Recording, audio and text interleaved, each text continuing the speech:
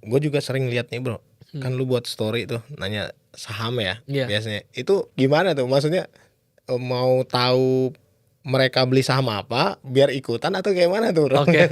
Kalau Kalau gue boleh tahu. sebetulnya, kalau gue sering kayak contohnya, ini kita lagi minum nih, misalkan Oke. minum, terus habis itu minumnya misalkan A misalkan ya, atau Iya. nggak Cleo kayak gitu kan. Mm-mm. Ada yang tahu nggak kira-kira saham dari perusahaan ini kayak gitu. Iya. Perusahaan ini berdiri di bla bla bla dan sebagainya kayak gitu kan. Iya.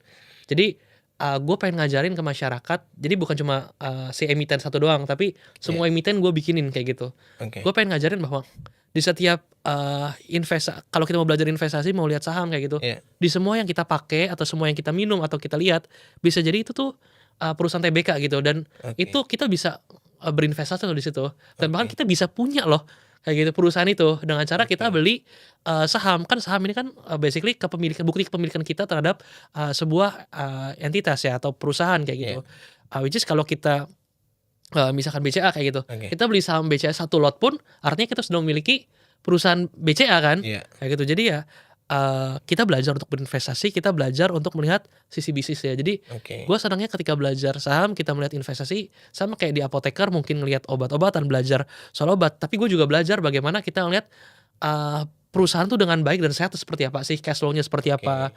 Dan ketika lu belajar laporan keuangan, gue senang banget pas lagi dulu ya, laporan ibaratnya fun fact sheet-nya, kalau misalkan ada reksadana ataupun lagi ada mau prospektus saham lagi mau IPO kayak gitu, gue Iya. bacain kayak gitu kan.